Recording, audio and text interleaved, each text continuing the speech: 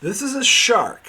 I know it doesn't quite look it, but I'm sorry. This is the best I could find in short notice. So just go with me here. So this is a shark.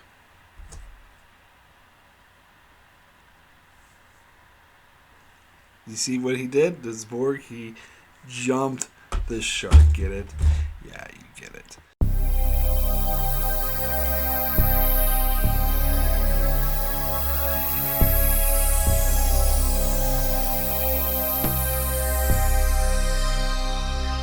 Hello and welcome to Enchantment of Eternity's review for Star Trek Picard Season 3, Episode 9, Vox. This video is part of a series of videos where I review episodes of Star Trek Picard.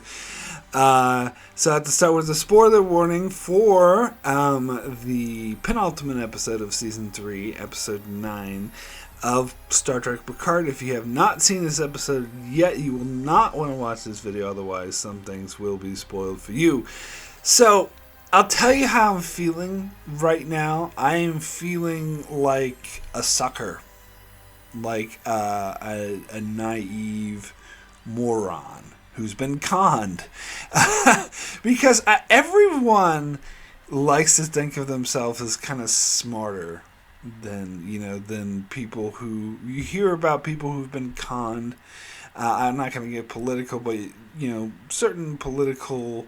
figures who are able to, or networks that call themselves news, for example, are able to con people into believing things that are clearly are not true, or elderly people who are conned out of their money by asshole con artists who are able to con people, or like emails or scams that you see online, and you hear about that happening to other people all the time, and I'm sure everyone thinks of themselves as, well, I'm smarter. I wouldn't fall for that. I can see these cons coming. I know what I'm not that gullible. So I'm feeling now like, I had that attitude for the most part. For the most part, I know there's some cons that are really good and insidious that anyone can fall for. But for the most part, like for the easy cons, like that you could clearly see as a con, like the Nigerian prince scheme or something like that, you think, oh, well, of course I wouldn't fall for that. And now I feel like I've just fallen for it. That I thought I was like above that sort of thing, but it turns out I'm just a naive moron. Because I actually thought Season 3 of Picard was going to be good. And this is the third time that they conned me. Third time.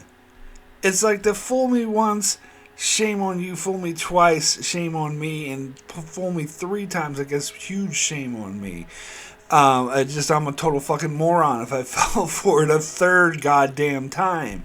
So, what I'm referring to is Season 1 of Picard. Like, I still look back on that first episode of Season 1 of Picard as an amazing episode. I still loved it. It was such a good episode. So I thought, wow, Star Trek Picard is going to be amazing. This show is going to rock.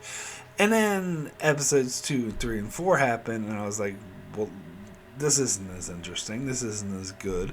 And then it wasn't halfway through the season, I was like, well, okay, this is very problematic.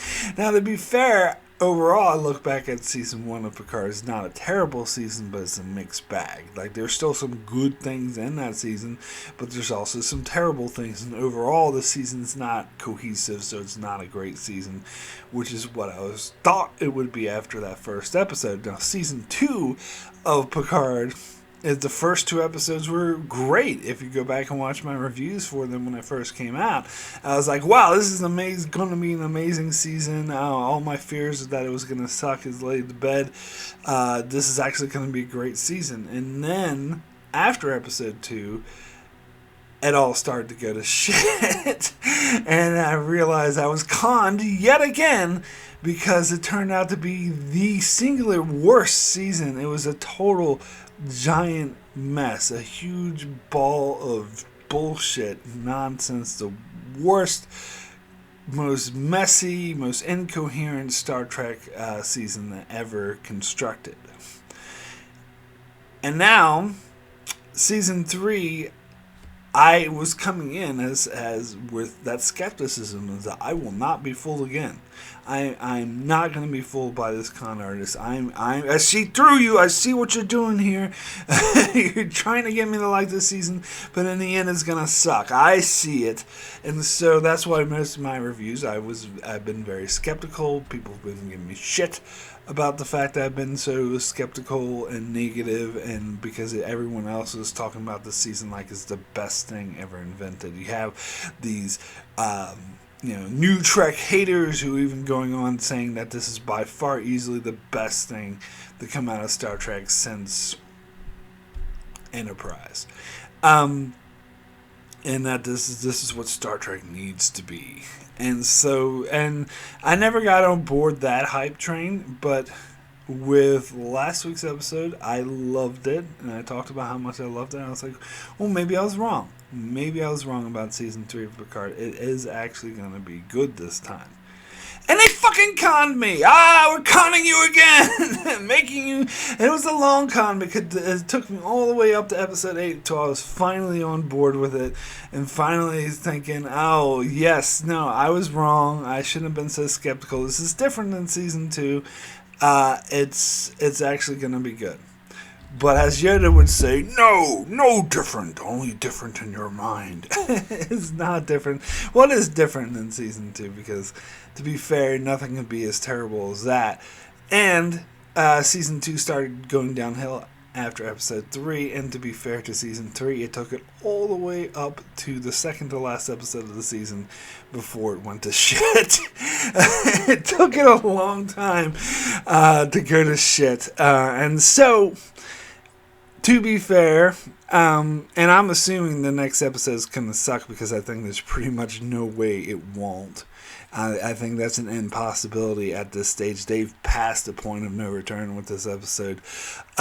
So, to be fair, looking back on Season 3 as a whole, I'm probably going to think, well, it was decent because the first 8 episodes were mostly good. Like, I had issues with a couple of the episodes, especially episode 6, but there were some really great character moments. They still did a great job developing Shaw. They did a great job with Jack Crusher, and they had great character moments between 709 and Picard and Data. That will, and Riker and Troy. Riker was really good for most of the season, and Worf and Raffi team up was great. So all those great things about the season will remain. They're still there. So I will probably look back on the season as the same way I look back at Season 1, a mixed bag. Some things are great, some things are suck, and in that suck category will definitely be the final 2 episodes of the season. They will be actually at the top of the suck category. And again, I'm just predicting. I haven't seen the finale yet, but I really do not see how there's any possible way it could possibly be good. So, why did I really not like this episode so much? So, if you watch some of my live streams or other videos I talked about, I engaged in this theory that what was up with Jack Crusher was the Borg, that he inherited these Borg genes or whatever from Picard, and I talked about how much I hated that theory and how dumb that would be, but also the fact that it's probably going to be true. But I was hoping beyond hope. I was hoping that it wasn't true. But people who had this theory were correct in pointing out that all the signs were pointing to this. In fact, I compared it to Season 1 Discovery with the Lorca reveal that he was from the Mirror Universe, and how everyone was correct in pointing out all the signs were there. They were setting up for it hardcore, but I was in denial because I think that was dumb, and I think it ruined the first season of Discovery because I think it ruined the whole character of Lorca by making him being, this evil mustache twirly villain from an evil universe instead of a dynamic, flawed character from this universe. I think that ruined him, and that ruined the season. And so it's pretty much the same thing here, where all the signs were pointing to the Borg, but it ruins the whole season. Now, just by having it the Borg is not why I hate this episode.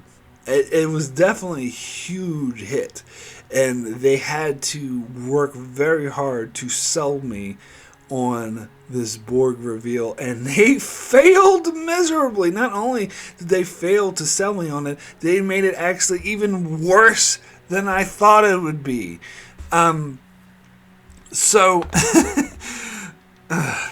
So yeah, as soon as they had the scene where Deanna Troi was, ran to Jean-Luc and Beverly, and they're like, "What's wrong?" And she was like recounting, and they were showing her opening the door.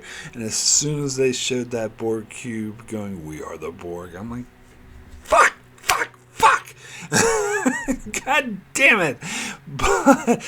But as I said, like, I didn't decide then and there that, well, the show sucks now. The show is terrible. I was like, okay, fine. It's the Borg. I wasn't actually, as much as upset I was that was the reveal, I wasn't surprised. Because as everyone's been pointing out, all the signs were there. That now first let me talk about why I hate that concept so much. Because this is doing something that Star Trek has done a lot of times before. They keep harping back to the best of both worlds. They keep saying, like, oh, all this shit was happening with Jean-Luc. Like, First Contact tried to retcon it to say that the Borg Queen was there on the ship and she was his counterpart or whatever, which is total bullshit. And now they're trying to retcon it to say that the Borg was rewriting his DNA, and they're definitely retconning the Mironatic syndrome. That was definitely supposed to be that they did something they did just bring out of thin air and all good things, to be fair. But, and Picard Season 1 was at least consistent with that, but now they're retconning it to be like, oh, that wasn't really Mironatic syndrome, it was this Borg bullshit. That is a bad retcon, my friend, a bad one. But anyway, and also it's saying it keeps playing off of the coattails of Best of Both Worlds, which, if you know me, I liked that episode, but not as much as everyone else did. But I don't really think that is a huge factor in why I hate it so much. But I'm just sick of them harping, playing the same note, always going back to Best of Both Worlds. Picard was assimilated for like 2 days. Okay, it was more like 2 months probably. But still, like, there's no way like the Borg, like, we're playing this long. See, this is the chief issue I have with the plot of this episode. It reminds me a hell of a lot of how Voyager ruined the Borg and the bullshit that Voyager would do with the Borg. Because I think I liked the Borg when they were on TNG because they were a very interesting villain, because they were like impossible to defeat. There was this foe, this mighty like force of nature that is really hard to stand up to, like a collective of cybernetic beings with these impossible, the ships with technology like far advanced than anything the Starfleet has ever seen, and even one of them is just this unstoppable force, and that is an interesting concept. It's scary, and it's something that's it's a very interesting concept. But what Voyager did is and I think that concept can only take you so far. And that's the thing. I think, and that's why they used the Borg so sparingly within TNG, because they were smart, because they realized like that it's going to get repetitive after a while. And so Voyager tried to get around this by turning them into James Bond villains and coming up with these ridiculous schemes and plots that actually make no logical sense whatsoever. Like, let's do a virus that will wipe out the human race because we want to assimilate humanity so bad. Like, we really want to assimilate Earth. And then later it's revealed that they have this intergalactic hub that can instantly put ships out right in front of Earth in a nanosecond. And yet Why? So why the fuck hadn't they sent like a fleet to Earth and assimilated it? They could have defeated Earth in like 2 minutes had they did that. Why are they doing these James Bond bullshit, convoluted, nonsensical plots, schemes to send out virus and bullshit, or put 709 in Voyager? Don't even start with that. That's another terrible retcon. Why are they doing this bullshit instead of just sending the fleet to Earth? And this is exactly that. It is exactly more of that. In fact, I would go as far to say it is more ridiculous than that. They had this scheme where they had the changelings.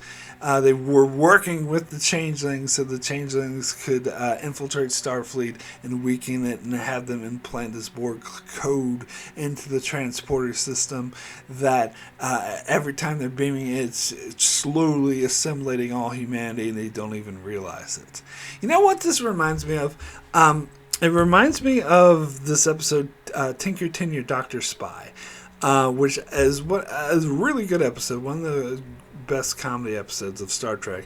And it's this Voyager episode where the Doctor was daydreaming, and he would daydream these convoluted, ridiculous scenarios that would allow him to take command of Voyager and save the day so he could be the hero. And one of his daydreams, there was the Borg transmitted this computer virus that all of a sudden was starting to assimilate the crew, and we saw that Chakotay was like, "Oh, we're becoming drones," and everyone was being assimilated, and Tuvok started firing phasers at him, but the Doctor is his 4 pips came in his command uniform and it's ha, and he saved the day with his I forget what he called it, the death ray or whatever, the photonic generator or photonic beam or whatever the fuck it was, and he came in to save the day, and it was so ridiculous and so nonsensical, but that's why it was funny, because it was the Doctor daydreaming, coming up with convoluted, absolutely ridiculous, nonsensical scenarios so he could be the hero.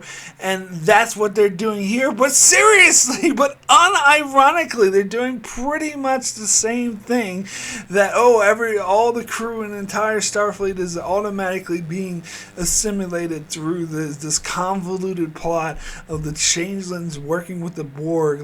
Why the fuck would the changelings work with the Borg?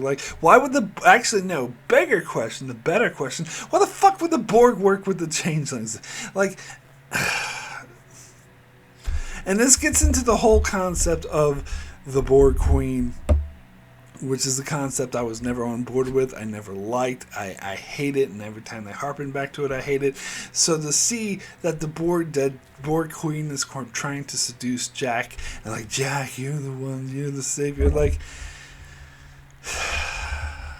I can't begin to tell you how dumb I think that is. I can't even begin to tell you that. And so that's this episode. This episode had that same absurd ridiculousness of that Doctor's daydream, but it wants you to take it seriously. It actually means it. And plus, if you look at season 3 as a whole, it's pivoting from this changeling faction that was unhappy with the Dominion War, and led by Vadic, who was someone who suffered trauma at the hands of people associated with Starfleet. So that was a good plot. That makes sense. And then they're saying, no, the changelings don't really matter now. They were just setting up for the Borg to take over.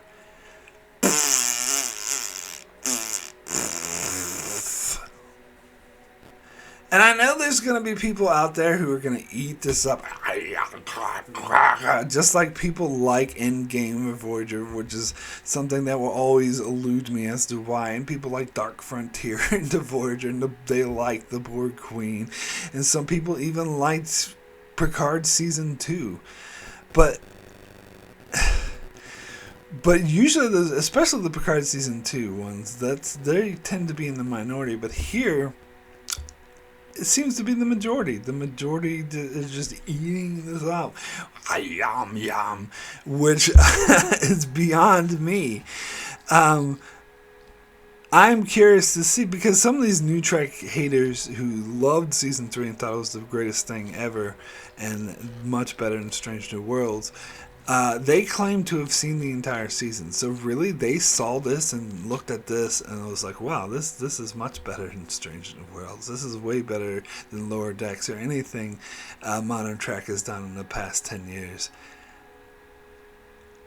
I mean, if that's true, then what they want, and this is probably should have been apparent to me a long time ago, but what they want is, and what they consider to be good storytelling is totally different than what I want or what I consider to be good storytelling. This is not at all what I want. This, I think, single-handedly ruined the season. Now, as I said, all those good things about the earlier parts of the season that I mentioned, they're still there. They won't go away. And so that's why I'll look at the season as a whole as a mixed bag and not a complete failure, the way that season 2 was a complete failure. But it prevents the season as a whole. It's kind of like the sequel trilogy of Star Wars, because I love The Last Jedi and parts of The Last Jedi, but the sequel trilogy as a whole doesn't work. Like, it doesn't fit together. Like, it's too inconsistent with each other, and it doesn't flow, and the overall story is very convoluted. That's the same thing with season 3 of Picard. There's great moments and things about it that I love, but the story as a whole is a fucking mess and does not fit together. And it ends with this absolutely, possibly, like, all the ways that I could imagine that Picard season 3 could ruin itself and turn out like really dumb and ridiculous. Like, this is probably one of the worst I can imagine. And as I said, I've been conned. I was suckered into actually thinking that the ending for this season would be good, even if they did go with the Borg, even if they decided, oh, let's make Jack Crusher a Borg. That wouldn't necessarily mean the season would suck as badly as this, or the ending would suck as badly as this. But they did like the worst possible version of that than they possibly could. And here's the thing: let's get into the member berries of the Enterprise D. I won't lie and say that it wasn't cool to see the original TNG cast back together again on the Enterprise D.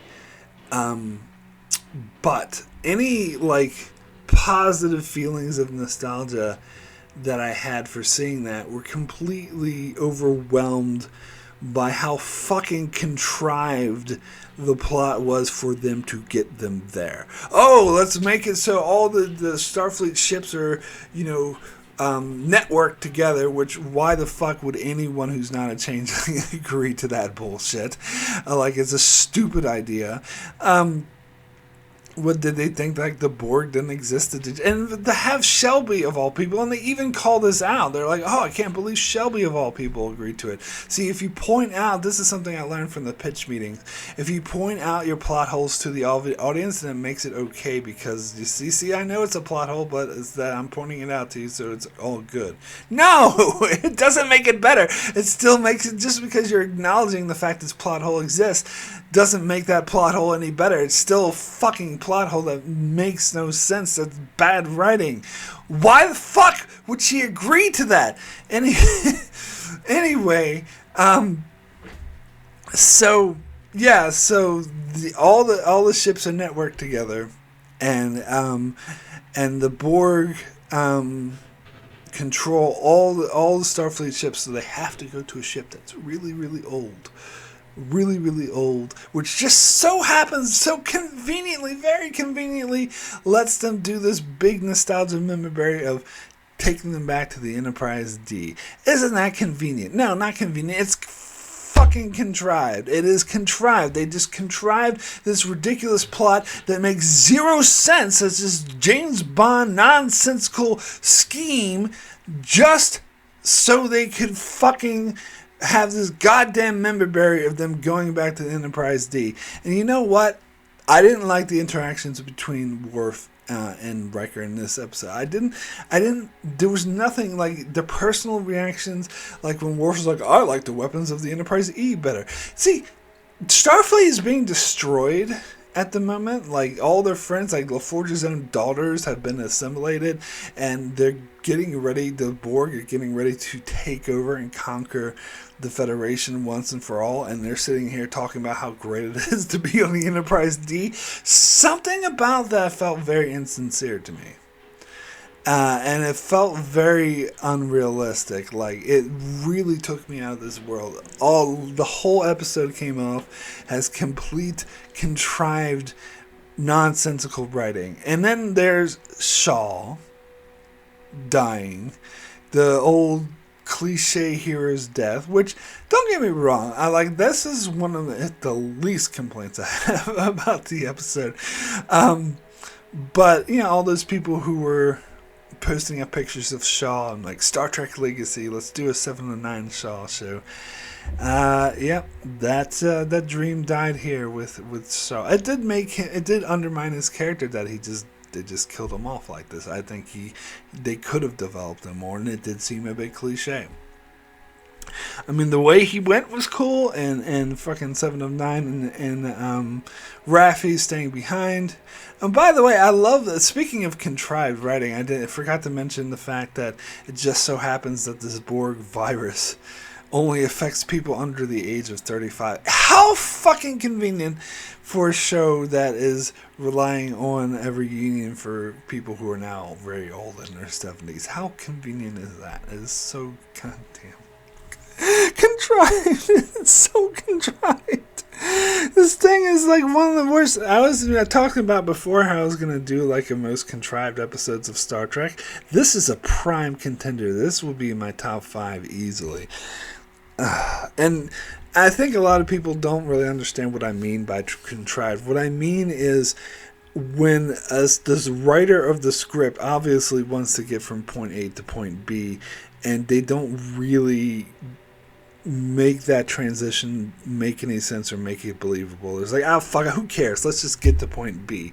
That's what I mean about contrived. And so they come up with bullshit that actually is out of character, doesn't make sense, is illogical, inconsistent with what we've seen in Star Trek before, because they don't care. They just want to get to that point B. And that's this fucking episode. We want this fucking memory berry with Enterprise D, so let's contrive this nonsensical bullshit to get there.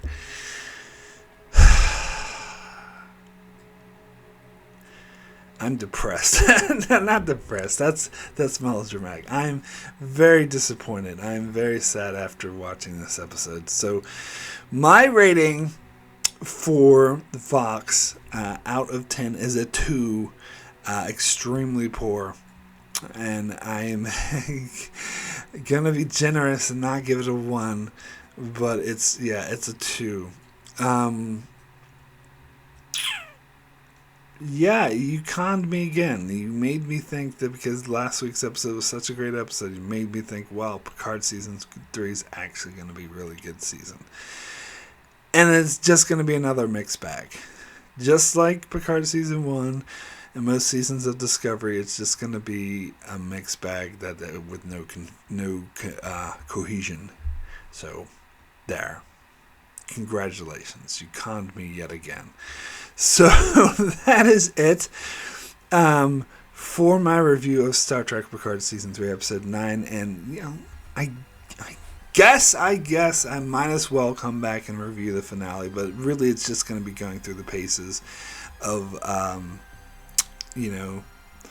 analyzing this dead corpse that is season 3 of Picard, and there's absolutely zero possibility that it could actually end good. It's just kind of like what I did throughout most of season 2 of Picard, just going through the paces about how fucking terrible this show has become.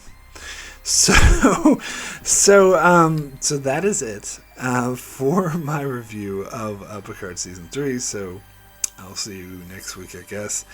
And be sure to check out my channel as I cover many other Star Trek videos and many videos of many other shows. So be sure to subscribe so you can keep up with all of that. And thanks a lot for watching.